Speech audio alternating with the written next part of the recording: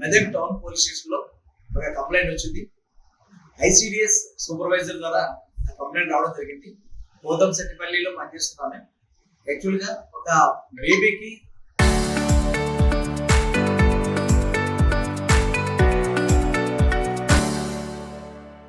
Delivery ఇచ్చిన తర్వాత పాపకి యాక్చువల్ గా ఏమైతే కావాలో ఆ లేడీ చిన్న పాప లేదు ఆ తల్లి దగ్గర విషయం గమనించిన తర్వాత అనుమానం వచ్చి ఎంక్వైరీ చేస్తే యాక్చువల్ గా శిరీష్ అనే అమ్మాయి ఆ 27th మార్చ్ డెలివరీ అయింది.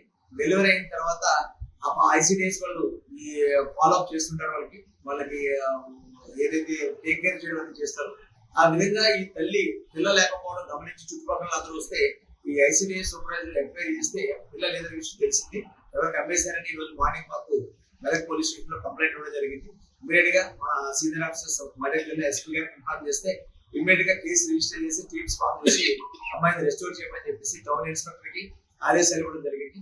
ఆ టౌన్ ఇన్స్పెక్టర్ ఇమీడియట్ గా ఎఫ్ఐఆర్ చేసి టీమ్స్ అయ్యి ఫామ్ చేసి దీన్ని త్వరగా ఎంక్వైరీ చేసి ఐసిడిఎస్ సూపర్వైజర్ ఎంక్వైరీ చేస్తే ఈ శిరీష దేవిసింగ్ వీళ్ళిద్దరు ఫ్యామిలీ వీళ్ళు పోతంశెట్టిపల్లి విలేజ్ లో వాళ్ళ నేటివ్ ప్లేస్ అక్కడ ఉంటారు.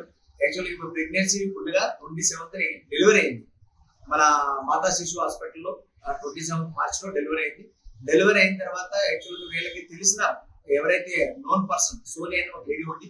వీళ్ళందరూ కూడా ఎస్టీ కమ్యూనిటీ సంబంధించిన రిలేషన్స్ ఉన్నారు. ఆ సోని ద్వారా రాజు ద్వారా ప్రమీల ద్వారా భాస్కర్ నుంచి శారదా అని ఇలాగ ఒకరికొకరికి బంధువుల ద్వారా తెలుసుకుని యాక్చువల్గా విత్ 4 days లో బంధువులందరికీ స్ప్రెడ్ అయింది.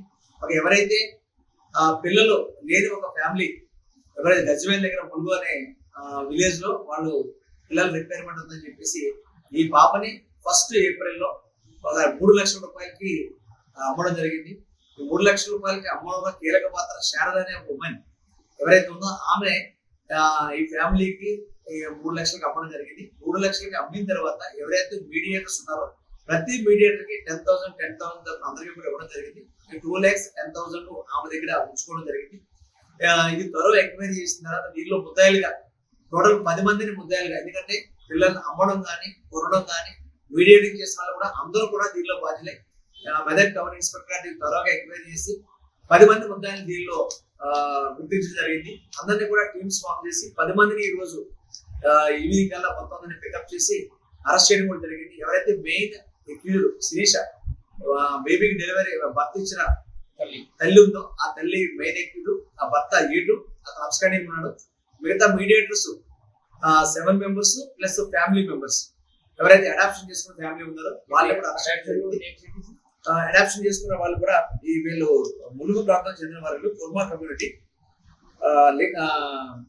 బొమ్మ లింగయ్య ఒక ఫ్యామిలీ బొమ్మ లింగయ్య యాక్చువల్ గా వాళ్ళ ఏజ్ కూడా 61 years. వాళ్ళ 20 years నుంచి పిల్లలు లేకపోవడం వల్ల ఈ శారద ద్వారా వచ్చిన ఇన్ఫర్మేషన్ తో ఈ పాపను పర్చేజ్ చేయడం జరిగింది.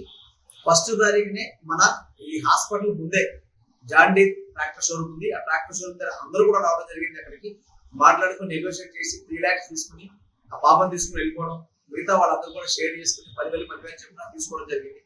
ఇది యాక్చువల్ గా పిల్లల్ని అమ్మడం కానీ కొనడం కానీ బ్రోకరేజ్ చేయడం కానీ అందరూ కూడా అఫెండర్స్.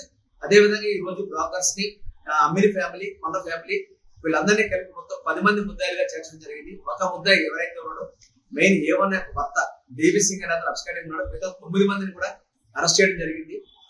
మేము పోలీసు ద్వారా విజ్ఞప్తి, పిల్లల్ని కొనడం అమ్మడం ఈ బ్రోకరేజ్ చేయడం ఇవన్నీ కూడా అఫెన్స్లు. దయచేసి ఎట్టి పరిస్థితుల్లో కూడా ఇటువంటి చేయొద్దు. ఒకవేళ పిల్లల్ని పెంచలేని పరిస్థితి ఉన్నట్లయితే మనకి రీసెంట్ గా మనకి కలెక్టర్ గారి ఆదేశాల మేరకు మాతా శిశు హాస్పిటల్ లేదా క్రాడిల్ అని చెప్పేసి ఒక సంస్థ పెట్టడం జరిగింది. ఒక క్రాడిల్ కూడా ఏర్పాటు చేయడం జరిగింది. ఉయ్యాల ఏదైతే క్రాడిల్ ఉందో ఆ క్రాడిల్లో ఆ బేబీని పెంచలేని పరిస్థితుల్లో ఉంటే అక్కడ వేస్తే కనుక వాళ్ళు తీసుకుని గవర్నమెంట్ టేక్ కేర్ చేసి అడాప్షన్ యాక్ట్ ప్రకారం వాళ్ళకి ఎవరికైతే పిల్లలు లేని తల్లిదండ్రులకి ఆ పిల్లల్ని దత్తత ఇవ్వడం జరుగుతుంది.